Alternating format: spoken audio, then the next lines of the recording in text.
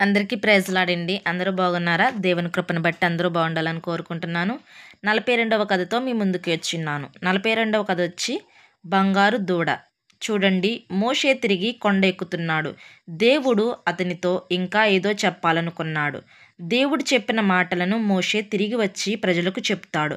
మోషే దినమంతా అక్కడే ఉండిపోయాడు. అతడు తిరిగి వచ్చేటప్పుడు మరునాడు కూడా మోషే రాలేదు. అతడు కొండ మీద చాలా రోజులు ఉండిపోయాడు. అతడు మేఘంలో దేవునికి దగ్గరగా ఉన్నాడు. ప్రజలు ఇక మోషే రాడేమో అని అనుకుంటున్నారు. బహుశా అతనికి భయంకరమైన ఆపద ఏమైనా కలిగిందా? మనం ఇకపై మోషేను చూడలేము, దేవుని కూడా చూడలేము. మనం ఏం చేయాలో నీకు తెలుసు కదా. మనం ఒక విగ్రహాన్ని చేద్దాం, దాన్ని పూజిద్దాం, పెద్ద పండుగ చేసుకుందాము. ఆ విగ్రహమే మన దేవుడు. అప్పుడు కనీసం మన దేవుణ్ణి చూడవచ్చు అని ఒకరితో ఒకరు అనుకున్నారు. వాళ్ళంతా అహరోను దగ్గరకు వచ్చారు. ఈ పనిలో వారు అతని సహాయం కోరారు. అహరోను నిర్గంతపోయాడు. అది దేవునికి వ్యతిరేకమైన గొప్ప పాపం.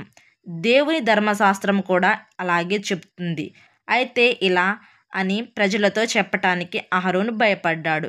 అదే అహరోను చేసిన పొరపాటు. అతడు ప్రజలకు చాలా భయపడ్డాడు. ఇశ్రాయేలు ప్రజలు తమ దగ్గర ఉన్న చక్కని విలువైన వస్తువులను ఇచ్చారు. బంగారంతో చేసిన చేతికడియలు, చెవిపోకులు ఇచ్చారు. అహరోను వాటిని కరిగించి ఒక బంగారు దూడని చేయించాడు. ప్రజలు సంతోషంతో దాని చుట్టూ చేరారు. పాటలు పాడుతూ నాట్యం చేశారు. విగ్రహానికి అర్పణలు తెచ్చారు. ఇదే మన దేవుడు అని అరిచారు. ఇదంతా భయంకరమైన పాపం. ఇక వాళ్ళు యెహోవా దేవుని సేవించటం లేదు. వాళ్ళొక్క బొమ్మని, విగ్రహాన్ని పూజిస్తున్నారు. వాళ్ళేం మాట ఇచ్చారో గుర్తుందా? యెహోవా దేవుడనే సేవిస్తామని వాగ్దానం చేశారు. అది అప్పుడే మర్చిపోయారు. ఎంత విచారకరం. నీవెప్పుడన్నా దేవునికి లోబడి ఉంటానని వాగ్దానం చేశావా? తరువాత దానిని గూర్చి మర్చిపోయావా?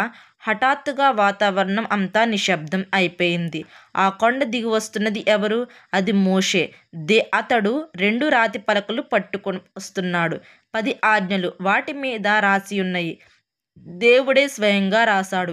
దేవుడే వాటిని మోషేకు ఇచ్చాడు. మోషే చాలా దుఃఖంగా కనబడుతున్నాడు. అతడు చాలా కోపంగా ఉన్నాడు కూడా. అవును, ఏం జరిగిందో అతనికి తెలుసు. దేవుడు దాన్ని గురించి మోషేకు కొండ మీద చెప్పాడు. మోషే ఆ 2 పలకలను క్రింద పడవేశాడు. అవి ముక్కలైపోయాయి.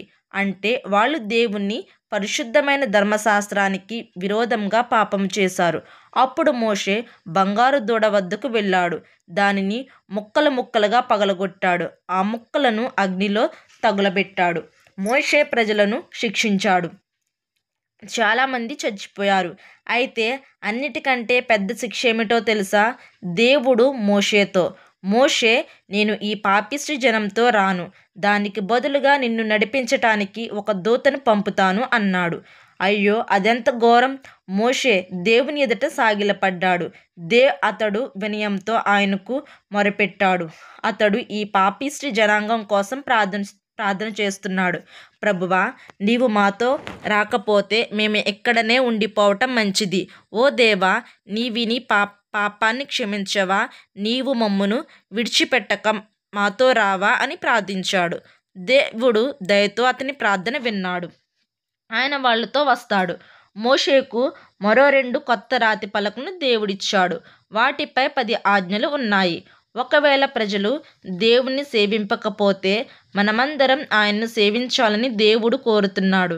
మనం నిండు హృదయంతో నిజంగా తనను సేవించాలని ఆయన ఆశిస్తున్నాడు. మనం దేవుని సేవించాలని కోరుతున్నామా? లేదు, మనం కోరటం లేదు. ఎందువల్ల? మన హృదయంలో పాపం నిండి ఉండటం వల్ల. మనం కూడా ఇశ్రాయేలు ప్రజల వంటి వారమే. నీకు నూతన హృదయం కావాలని గ్రహించావా? ఎందుకంటే అప్పుడు మాత్రమే మనం దేవుని నిండు మనసుతో సేవించగలం. చూసారు కదా పిల్లలు? నెక్స్ట్ వీక్ మరో కథతో కలుసుకుందాం. Thank you for watching. Please subscribe.